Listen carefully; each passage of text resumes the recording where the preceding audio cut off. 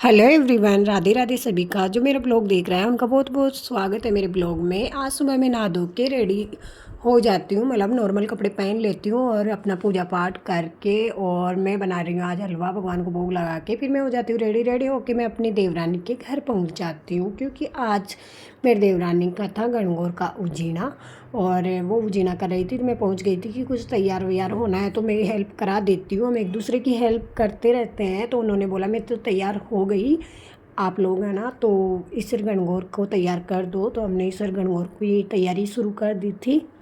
ये सबसे मेरी छोटी बुआ सास है और मेरी देवरानी है।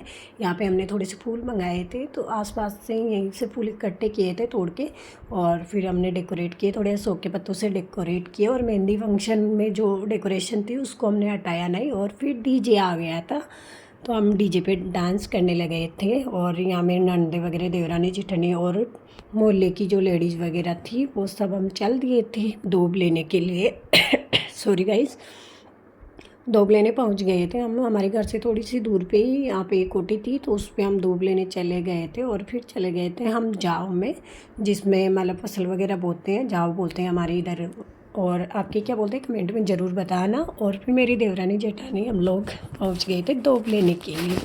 दूब लेते लेते हमें यहाँ पे सौंफ और राई, मतलब इनके पौधे दिखे तो इनके फ्लावर्स आ रखे थे तो बहुत अच्छे लग रहे थे तो हम फ़ोटो क्लिक करवाने लग गए थे यहाँ पे।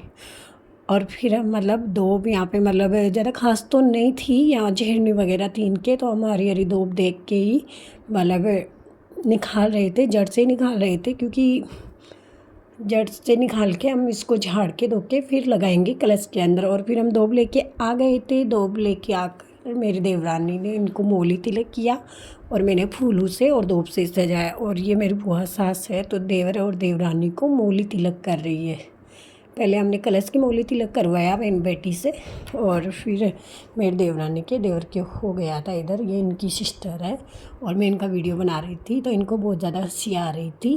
फिर मैंने भी अपने तिलक रोली बनवा लिया था और यहाँ पे कलश देने की बारी आई थी तो कलश सर पे रख दिया था। और फिर मेरी बारी आई थी, हम यहाँ पे फ़ोटो वगैरह भी क्लिक करवा रहे थे। मेरी बारी आ गई थी तो मैंने भी सर कलश पे रख लिया था कलश लेके। और फिर मैंने भी अपने नंदू के साथ फ़ोटो खिंचवाई। ये मेरे चाचे ससुर की ननद है और ये मेरी देवरानी है, मतलब ये भी चाचे ससुर की है। और ये जो पर्पल कलर का लहंगा पहनी हुई ये मेरी सगी ननद है। और फिर हम डांस करते हुए आगे बढ़ जाते हैं और सब मेरे को बोलते हैं कि तू कलश गिरा मत देना, लेकिन मेरे को तो भाई कलश लेने से ज़्यादा खुशी मेरे को नाचने में होती है। शादी वगैरह होती है तभी मेरे को कलश देते हैं तो मेरे को अच्छा नहीं लगता क्योंकि मेरे को डांस करना ज़्यादा अच्छा लगता है। कि आपको भी लगता है? यहाँ पे देवर भाभी का सॉन्ग लगा दिया था डीजे वाले ने अचानक, तो हम यहाँ पे ठुमके लगाने लग गए थे। इनको डांस नहीं आ रहा था लेकिन फिर भी हम बोल रहे थे नहीं आज तो डांस करना ही पड़ेगा, आज तो मतलब गणगौर ईश्वर की शादी का जोड़ा है, आप उद्यापन करे हो। फिर हम पहुंच जाते हैं घर पे। घर पे पहुंचते ही चाची जी और चाचा जी ने हमारा स्वागत किया था, तिलक रोली बनाई और कलश पे पैसे वारे थे। और फिर हम पहुंच जाते हैं अंदर और नंदू ने सब ननद वगैरह मिल के हमारे कलश उतार लेते हैं। तीनों बारी बारी से हमारे कलश उतार लिए थे। सॉरी गाइस, मेरे को जुकाम लग रखी है तो मेरे को वॉइस रिकॉर्डिंग करने में थोड़ी दिक्कत आ रही है।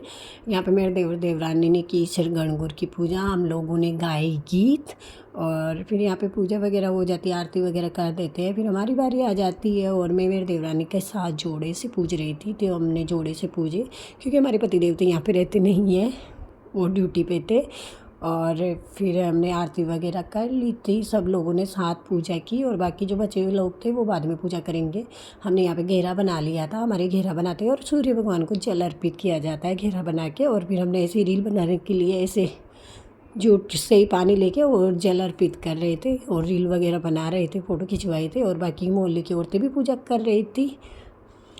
फिर हमारे यहाँ पे मतलब जो जवारा बांधते हैं वो जवारा लेके हमारे यहाँ पे चूड़ों पे बांधा जाता है, इसे सुहाग के निशाने बोलते हैं। ये गिर तो जाता है लेकिन सुहाग के निशाने। फिर शाम का समय हो गया था, हमने कपड़े भी चेंज कर लिए थे, खाना वाना खा लिया था। कपड़े चेंज करके हमारी गढ़ है यहाँ पे, तो गढ़ में बड़ी गणगौर होती है, उसका मेला लगता है तो हम अपनी जो गणगौरी होती है, गणगौरीश्वर होते हैं, उनको लेके आते हैं इनके पास। और यहाँ पे इनके साथ बैठा के हमारे यहाँ पे पूजा की जाती है बड़ी गणगौर के साथ। हम सब यहाँ पे पूजा कर रहे थे और गीत गाते हुए ढोल से डांस करते हुए। फिर हमारे यहाँ पे जो मिट्टी की होती है उनको सर पे लगाया जाता है कि हे गणगौर माता अब की बार आई, वैसी हर साल आना। फिर हम आ गए थे वापस अपने घर पे आके हम खेत में जाके कोटी है हमारे घर के आसपास, तो हम कोटी के पास आ जाते हैं। और जैसे जैसे औरतें बताती है वैसे वैसे मेरी देवरानी करती है कि सबसे पहले कोटी की पूजा कर, यहाँ पे स्वास्तिक बना। उसने स्वास्तिक बनाया, चावल मोली रोली जो भी पूजा वगैरह करते हैं वो कर ली थी उसने। और फिर बोला कि ये गणगौरियाँ हैं हमारी, 16 दिन हमने इसी से पूजा की थी। और हमारे बिंदोरे पे से डालते हैं, उससे मिठाई लाते हैं और उनका दमका किया जाता है। मेरा ब्लॉग